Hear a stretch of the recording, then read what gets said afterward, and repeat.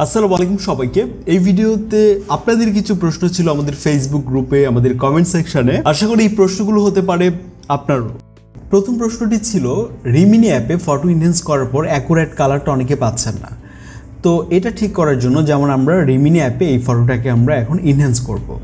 তো আমরা ক্লিক করলাম এবং কিছুক্ষণ পর আমাদেরকে যে আউটপুটটা প্রোভাইড করছে দেখতে পাচ্ছেন বিফোর অ্যান্ড আফটার, এবং রেজাল্ট যেটা দিয়েছে এখানে একটা আর্টিফিশিয়াল লাইট সেট করে দিয়েছে মনে হচ্ছে, যেটা দেখতে ন্যাচারাল লাগছে না। সো এটাকে আমরা কীভাবে ঠিক করতে পারি, তার জন্য আমাদেরকে যেটা করতে হবে, কালার সেকশনে চলে যেতে হবে।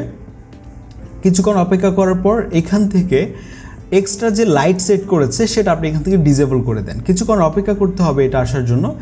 এটা ডিসেবল করে দিলে আপনি এখানে অ্যাকুরেট কালারটা দেখতে পাবেন, একদম ন্যাচারাল লাগবে। সো ইনহ্যান্স করার পর নর্মালি ওরা একটা আর্টিফিশিয়াল লাইট সেট করে দেয়, যেটা আউটডোরের অনেক ফটোতে কিন্তু দেখতে ভালো লাগে না। তখন আপনি তাদের এক্সট্রা লাইটটা ডিসেবল করে দিয়ে আপনি এখান থেকে ইনহ্যান্স করতে পারেন, এবং এটার যে ক্লিয়ারিটি এটা কিন্তু এখন ঠিকঠাক আছে। তো আমরা এখান থেকে এটা সেভ করতে পারি। ফ্রিতে লোগো তৈরি করার সেরা ওয়েবসাইট কোনটি? এখন তো আমরা অনেকেই জানি যে এআই টুল ব্যবহার করে অনেক ইজিলি লোগো তৈরি করা যায়। পার্সোনাল লোগো হতে পারে, বিজনেস লোগো হতে পারে। আমরা চলে যাব ideogram.ai সার্চ করে এই ওয়েবসাইটটিতে। এখানে আসার পর আপনি কি ধরনের লোগো চাচ্ছেন এটা আপনাকে এখানে ডিসক্রাইব করতে হবে। আমরা এখানে লিখলাম যেমন এখানে দরকার ট্রাভেল এজেন্সি লোগো। এটা লেখার পর আমরা নিচে এখানে লিখব নেম, মানে কি নামে লোগোটা তৈরি হবে। তো আমরা এখানে দিলাম নেম হচ্ছে প্রান্তর ট্রাভেলস, এরকম একটা নাম হবে।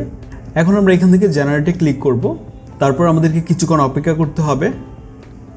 আর এখানে কিন্তু আপনাদেরকে অ্যাকাউন্ট ক্রিয়েট করে নিতে হবে, সেটা আপনাদেরকে দেখালাম না, আপনারা করে নেবেন। দেন আমাদেরকে যে আউটপুটটি দিয়েছে, 4টা রেজাল্ট দিয়েছে দেখতে পাচ্ছেন, ট্রাভেল রিলেটেড, মানে এই ধরনের এজেন্সির যে ধরনের লোগো হয়, 4টা লোগো আমাদেরকে জেনারেট করে দিয়েছে, এবং এটা অনেকটা 3D আকারে দেখতে কিন্তু অনেক ভালো লাগছে। সো এইভাবে আপনি এআই টুল ব্যবহার করে, মানে এই ওয়েবসাইটের মাধ্যমে আপনার যে কোনো ধরনের লোগো প্রায় আপনি এখান থেকে তৈরি করে নিতে পারেন।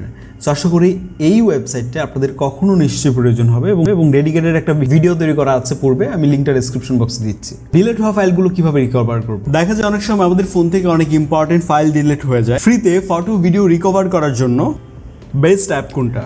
ডিস্ক ডিগার নামের একটা অ্যাপের প্রয়োজন হবে। প্লে স্টোরে এটা অনেক জনপ্রিয় একটা অ্যাপ এবং অনেক পুরনো, আমি লিঙ্কটা ডেসক্রিপশন বক্সে দিচ্ছি। অ্যাপটিতে প্রবেশ করে আপনি এখান থেকে আপনি ভিডিও বা আপনার ফটো ডিলিট হয়ে গেছে যেগুলো অলরেডি, সেগুলো আপনি এখান থেকে রিকভার করতে পারবেন। সো আমরা এখানে ক্লিক করলে আমাদেরকে কিছু পারমিশন এখানে দিতে হবে। সেই পারমিশন দেওয়ার পর আপনি যখন এখান থেকে এটা কন্টিনিউ করবেন, আপনার অনেক পুরনো ফাইল যেগুলো অনেক আগে আপনি ডিলিট করেছেন সেগুলো কিন্তু আপনি এখানে দেখতে পাবেন, এবং আমি যেমনটা দেখলাম, এবং এটা আমি কিন্তু প্রায় সময় ব্যবহার করি। তো এটা কোনো পেইড কন্টেন্ট না, অবশ্যই আমার কাছে মনে হলো যে ফ্রিতে এটা বেস্ট একটা অ্যাপ, যেটা দিয়ে আমরা ফাইল রিকভার করতে পারি, মানে ফটো বিশেষ করে ফ্রিতে রিকভার করতে পারি। বিজ্ঞাপন ছাড়া সেরা অডিও প্লেয়ার। অ্যাডের ঝামেলা নেই, অ্যাড ফ্রি একটা মিউজিক প্লেয়ার অ্যাপের ব্যাপারে জানাচ্ছি।